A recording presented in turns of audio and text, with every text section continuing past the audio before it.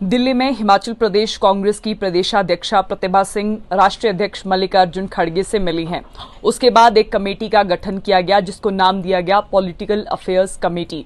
इस कमेटी के हिमाचल प्रदेश में कार्यकर्ताओं के क्या मायने हैं और सदस्य इस कमेटी के इस पूरी पॉलिटिकल अफेयर्स कमेटी के विषय में क्या सोचते हैं, इन्हीं सभी मुद्दों पर जानने के लिए आज हमारे साथ कुलदीप राठौर हैं।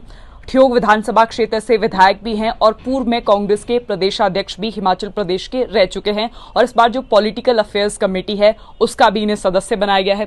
और सर, आपसे पहला सवाल, पॉलिटिकल अफेयर्स कमेटी, आपने कार्यकर्ताओं की अनदेखी का सवाल भी उठाया था, लेकिन अब आपको लगता है कि जो सरकार और संगठन में तालमेल था वो ये पॉलिटिकल अफेयर्स कमेटी बिठा पाएगी?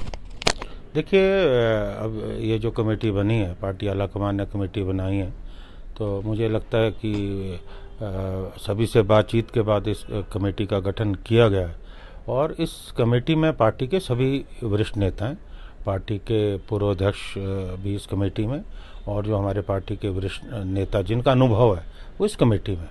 तो निश्चित तौर पे इस कमेटी का फ़ायदा तो होगा ही, क्योंकि जो भी नेता हैं उन्होंने अपने जीवन के बरसों संगठन में दिए हैं, तो उन्हें मालूम है अगर कहीं तालमेल की कमी है तो मुझे लगता है कि अगर ये कमेटी जो है बिल्कुल गंभीरता से काम करेगी तो उसका पार्टी को फायदा होगा। आने वाले लोकसभा चुनावों की भी लोग बात कर रहे हैं कि आने वाले लोकसभा चुनावों के लिए भी ये कमेटी जो है एक रोड मैप बनाएगी।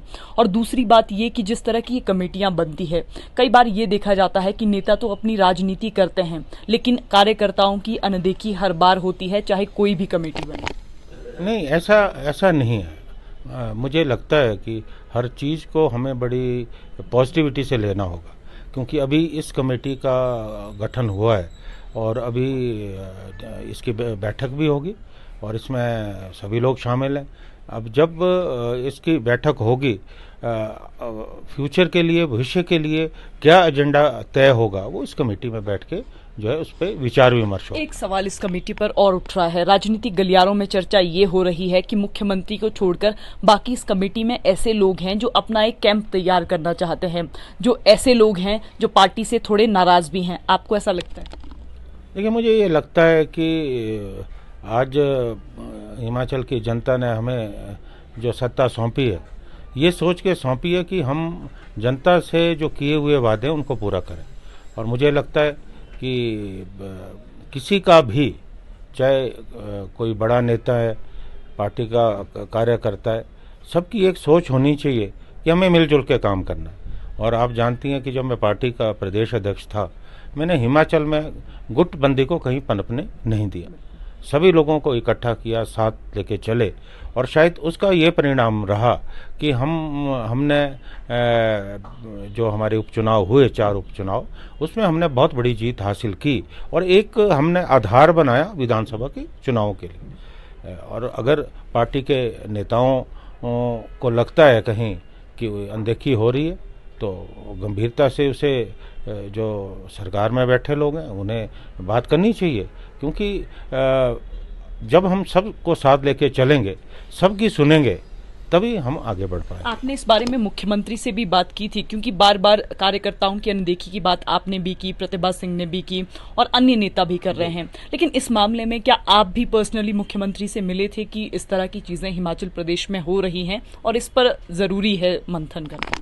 बिल्कुल। देखो, मुख्यमंत्री जो है संगठन से निकले हैं, मेरे सहयोगी रहे हैं, तो हम आपस में बातचीत करते हैं, हर मसले पे बात होती है और निश्चित तौर पे पार्टी के हक में जो बात होगी वो मैं करूँगा और मेरा अधिकार भी है और मेरा दायित्व भी है, मैं करूँगा, क्योंकि इतने वर्ष हमने संगठन को दिए हैं, इतने साल हमने पार्टी को दिए, मैंने हिमाचल में पार्टी का नेतृत्व किया है, तो मेरा हक बनता है जहाँ मुझे लगता है, चाहे मुख्यमंत्री से बात करनी हो या राष्ट्रीय नेतृत्व से बात करनी हो या प्रदेश के किसी और नेता से बात करनी हो, प्रदेश अध्यक्ष से बात करनी हो, तो मैं बड़ा बेखौफ होकर खुले तौर पे बात करता हूँ। आप सीधी बात करते हैं, नेता दिल्ली दरबार भी अपनी हाजिरी लगाने जाते हैं कि हमें संगठन या फिर सरकार में जिम्मेदारियां दी जाएं। आपको भी पता है कि अभी मंत्री पद 3 पद मंत्री के खाली हैं। तो क्या कुलदीप राठौर भी दिल्ली दरबार गए थे? उन्होंने भी कोई मांग रखी थी कि मुझे भी पार्टी या संगठन में कोई स्थान दिया जाए, क्योंकि पहले तो आपको पार्टी ने प्रदेशाध्यक्ष बनाया था, लेकिन सरकार में आपने बोला कि मुझे भी सरकार में स्थान दिया जाए। देखिए, मैं स्पष्ट कहना चाहता हूँ कि मुझे ज़रूरत नहीं है। मैं तो अखिल भारतीय कांग्रेस कमेटी का प्रवक्ता हूँ, और प्रवक्ता होना बहुत बड़ी बात है। और अभी मुझे जो मध्य प्रदेश के चुनाव है वहाँ पर्यवेक्षक बनाया गया है, और मैं वहाँ लगातार दौरे कर रहा हूँ, और अभी मैंने रिपोर्ट भी दी है। जहाँ तक सरकार का प्रश्न है, मेरी मंत्री पद की कोई इच्छा नहीं है। मैं संगठन में बिल्कुल खुश हूँ, संगठन का काम कर रहा हूँ। और मैंने पहले भी कहा, ना मैंने दिल्ली में ये बात कही, ना मैंने प्रदेश के मुख्यमंत्री से बात ये की है कि मेरी मंत्री बनने की इच्छा है। आखिरी बार आप दिल्ली कब गए थे? मैं तो जाता रहता हूँ, अभी कोई 1 हफ्ते पहले, क्योंकि दिल्ली तो मेरा कार्यालय है। 24 अकबर रोड जो है वो हमारा कार्यालय है। पार्टी के नेताओं से भी तो विचार विमर्श होता है। बिल्कुल, दिल्ली में तो होता रहता है, क्योंकि राष्ट्रीय पदाधिकारी हूँ, तो सभी लोगों से बात होती रहती है। लेकिन क्योंकि अभी मध्य प्रदेश की जिम्मेवारी थी, तो मैं लगातार दौरे कर रहा था, तो पिछले दिनों जितना मुझे दिल्ली में होना चाहिए था उतना मैं नहीं जा पाया। लेकिन अभी पार्लियामेंट का सेशन, असेंबली का हमारा जो सेशन है अभी तो 18 से शुरू हो रहा है, और सेशन के बाद मैं लगातार दिल्ली में जो है रहूँगा, और जो भी वहाँ मेरी जिम्मेवारी होगी संगठन की मैं करूँगा। प्रतिभा सिंह ने एक बात कही थी, उन्होंने कहा कि कार्यकर्ताओं को सरकार में स्थान मिलना चाहिए, कोई बोर्ड या निगमों की जिम्मेदारी भी कार्यकर्ताओं को मिलनी चाहिए। अब बार बार हम कह रहे हैं कि कार्यकर्ताओं की अनदेखी हो रही है। आपके जहन में क्या है कि कार्यकर्ताओं को पार्टी में किस तरह के स्थान मिलने चाहिए, और इस अनदेखी का कारण क्या है? देखिए, मैं ये समझता हूँ कि अभी जैसे ये पॉलिटिकल अफेयर कमेटी बनी है, इसका गठन हुआ है, तो ये जो आपने मुद्दे उठाए हैं, हम इन मुद्दों को इस कमेटी में बैठ के हम इस पे विचार करेंगे। ये बात बिल्कुल सही है कि जब हम विपक्ष में होते हैं तो सारा का सारा जो पार्टी के कार्यकर्ता उन पे दारोमदार रहता है। हमारे चाहे ब्लॉक कांग्रेस कमेटी के अध्यक्ष हैं, हमारे जिला कांग्रेस कमेटी के अध्यक्ष हैं, और पदाधिकारी हैं, वो आके धरातल में लड़ते हैं। उस वक्त हर कार्यकर्ता की ये इच्छा होती है कि जब हम सत्ता में आएंगे, जब हम सरकार में आएंगे, तो हमें स्थान मिलना चाहिए। ये कार्यकर्ताओं की इच्छा होती है, और कई बार कार्यकर्ताओं को लगता है कि उनकी आकांक्षाओं के अनुरूप काम नहीं हो रहा, तो निश्चित तौर पे वहाँ कार्यकर्ता हतोत्साहित होता है। और मुझे लगता है कि अभी हमें कार्यकर्ताओं को उत्साहित करने की ज़रूरत है, क्योंकि एक जंग हमें और लड़नी है। ये ठीक है, हमने हिमाचल में सरकार बनाई, लेकिन अभी पार्लियामेंट के चुनाव है, उनके लिए भी तो हमें कार्यकर्ताओं को तैयार करना है। तो मुझे लगता है कि कार्यकर्ताओं से निरंतर संवाद होना चाहिए, उनसे बातचीत होनी चाहिए, और कार्यकर्ता कोई आकर बात करता है उसकी सुनवाई होनी चाहिए, उसे बात होनी चाहिए, तो उसमें तो कोई बुराई नहीं है। और कहीं अगर लगता है कि कहीं कोताही हो रही है तो उसे दूर करने का प्रयास होना चाहिए। अब ये पॉलिटिकल अफेयर कमेटी बनी है, अभी तो गठन ही हुआ है। अब इसकी जब बैठक होगी उसमें तमाम जो हमारे संगठन पार्टी के मुद्दे होंगे, हम सब लोग बैठ के बात करेंगे। राजनीतिक गलियारों में एक चर्चा और भी हो रही है कि जो कांग्रेस के खुद के विधायक हैं और जो कार्यकर्ता हैं, उनके अपने ही काम नहीं हो रहे हैं, मुख्यमंत्री किसी की सुन नहीं रहे। आपके साथ भी कोई ऐसा इंसिडेंट हुआ, या आपके पास भी किसी ने शिकायत की कि मुख्यमंत्री किसी की सुन नहीं रहे? देखिए, ऐसा नहीं है। अब मैं तो बिल्कुल कोई गलत बात नहीं कहूँगा। जो भी मेरे क्षेत्र के काम मैं बताता हूँ मुख्यमंत्री, वो काम होते हैं। और ये बात भी सही है, 100% काम तो मुख्यमंत्री जी के अपने भी नहीं होते होंगे। देखिए, 100% बहुत मुश्किल है, लेकिन कई बार कई चीज़ें होती हैं कि तकनीकी कारण से काम नहीं होते, लेकिन उस पर हमें दोषारोपण नहीं करना चाहिए। और मुझे लगता है कि अगर छोटी मोटी इस तरह की बात है कहीं, उसे भी दूर करने का प्रयास करना चाहिए, क्योंकि हमें यह भी देखना कि जो अफसरशाही है वो कितना आदेशों का पालन करती है। क्योंकि एक बात मैं और कहना चाहता हूँ, मैंने खुद देखा है कि कई बार ये होता है कि मुख्यमंत्री के आदेश होते हैं, लेकिन कुछ अफसर फाइलों पे बैठ जाते हैं। वो भी हमें देखना होगा और हमें सख्ती दिखानी होगी। तो ऐसा नहीं है, मुझे चाहे हमारे मुख्यमंत्री हैं, हमारे दूसरे मंत्री हैं और लोग हैं, मुझे किसी की मंशा पे कोई संदेह नहीं है। और एक बात मैं स्पष्ट करना चाहता हूँ, जिस दिन मुझे लगेगा संदेह है, मैं वो व्यक्ति हूँ जो खुल के बात करूँगा, क्योंकि मैं किसी दबाव के मैं कभी राजनीति नहीं की है मैंने, लेकिन अभी तक वो परिस्थिति आई नहीं और मुझे लगता है कि वो परिस्थिति आनी भी नहीं चाहिए। जी। इस बार अगर बागवानी क्षेत्र को लेकर बात करें तो आप जिस विधानसभा क्षेत्र से विधायक हैं वहां बागवान बहुल मात्रा में हैं। आज चेतन बरागटा ने एक प्रेस कॉन्फ्रेंस की, उन्होंने कहा कि कांग्रेस के लोगों के आपस के आंकड़े क्लियर नहीं है सेब की इंपोर्ट ड्यूटी को लेकर। अब आपकी इस विषय में क्या राय है? मैं तो उस क्षेत्र से विधायक हूँ, जैसा आपने कहा, जो सेब बहुल क्षेत्र है, और शायद जितना मैंने बागवानों के मुद्दों को उठाया है उतना शायद किसी ने नहीं उठाया। पिछली विधानसभा में आप देखिए, जो भी बागवानों के मुद्दे थे वो मैंने उठाए। सेब को किलो के हिसाब से बेचने की बात थी, वो मुद्दे उठाए, और कई मुद्दे थे वो मैंने उठाए। और अभी अडानी के खिलाफ मैंने बड़े मुखर होकर बात की और आपने देखा उसका असर हुआ, और तुरंत जो है दाम जो है 10 से 15 रुपये बढ़े। तो मैं तो बागवानों के मुद्दों को हमेशा उठाऊंगा, इसलिए भी क्योंकि मेरे ऊपर एक दायित्व है। और जहाँ तक इम्पोर्ट ड्यूटी की बात है, उस में 50% पहले थी, उसको बढ़ा के जो है 70% किया गया, और अभी घटा के फिर 50% किया गया, 20% जो है घटाए गए। और मुझे लगता है कि इससे निश्चित तौर पे हमारे जो बागवान हैं उनको नुकसान होगा, क्योंकि जो बाहर अब कुछ ऐसे उत्पाद हैं जिन पे बढ़ाया जा रहा है, तो मुझे लगता है कि ये जो निर्णय मोदी सरकार ने लिया। पीयूष गोयल ने एक प्रेस कॉन्फ्रेंस की, वो कह रहे हैं कि ऐसा मसला कुछ भी नहीं है, ये थोड़ा सा चीजों को घुमाया जा रहा है, कांग्रेस के लोग इसको घुमा रहे हैं। नहीं, देखिए, ये तो बड़ी स्पष्ट सी बात है कि ये 50% से 70% किया गया था और 20% अब घटाने की बात हुई है।